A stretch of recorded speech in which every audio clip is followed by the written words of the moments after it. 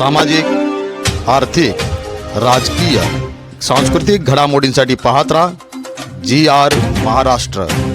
आज दुर्दैवाने यवतमाळ जिल्ह्यामध्ये 334 दिवसामध्ये 342 शेतकऱ्यांनी आत्महत्या केलेल्या आहे। हे व्यथित करणारा आकडा आहे। यवतमाळ जिल्ह्यातील शेतकऱ्यांनी प्रधानमंत्री पीक विमा योजनेबद्दल विलंब आणि बदलांविरोधात तीव्र नाराजी व्यक्त केली आहे। अतिवृष्टी व पूर यामुळे संपूर्ण जिल्ह्यात शेतकरी आर्थिकदृष्ट्या मोठ्या संकटात सापडलाय।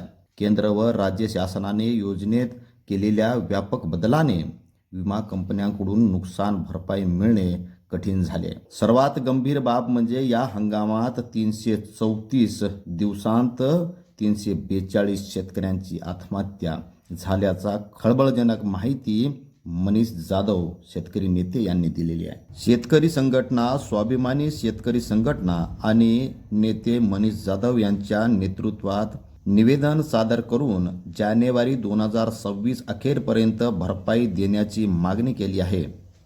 अन्यथा आपत्ती धोरणाच्या अध्यादेशावर तहसील आणि जिल्हाधिकारी कार्यालयावर जाहीर होळी करू शासनाचा निषेध करण्याचा इशारा यावेळी देण्यात आला।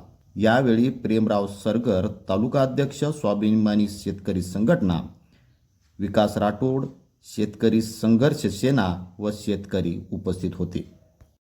की सध्या सत्तेत बसलेलं जे महायुतीचं शासन आहे ते लोकशाहीचं मूल्य न मानणारं शासन आहे।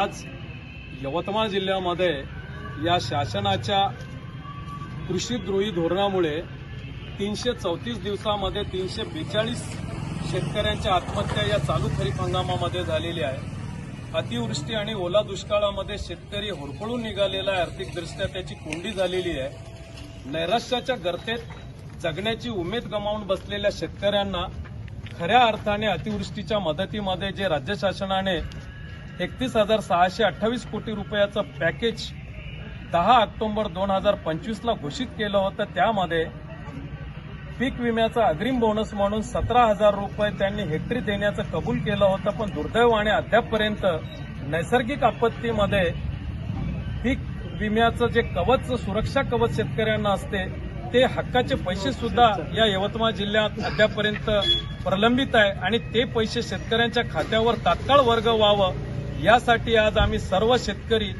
उपविभागीय अधिकारी यांच्या माध्यमातून राज्य शासनाकडे अशी मागणी केलेली आहे की जर जानेवारीच्या अखेरपर्यंत ही पीक विम्याची रक्कम शेतकऱ्यांच्या खात्यावर वर्ग झाली नाही तर आम्ही या शासनाच्या अध्यादेशाची, GRची प्रत्येक तालुक्यावर आणि जिल्हा अधिकारी कार्यालयावर होळी करणार आहोत। याची शासनानं जाणीव ठेवावी। राज्य शासनाकडे आणि राज्याच्या कृषी मंत्र्याकडे मागणी करतो की त्यांनी तात्काळ राज्य शासनाने पीक विम्याचे पैसे वर्ग करावे अशी मागणी मी शेतकऱ्यांच्या वतीने राज्य शासनाकडे करतो।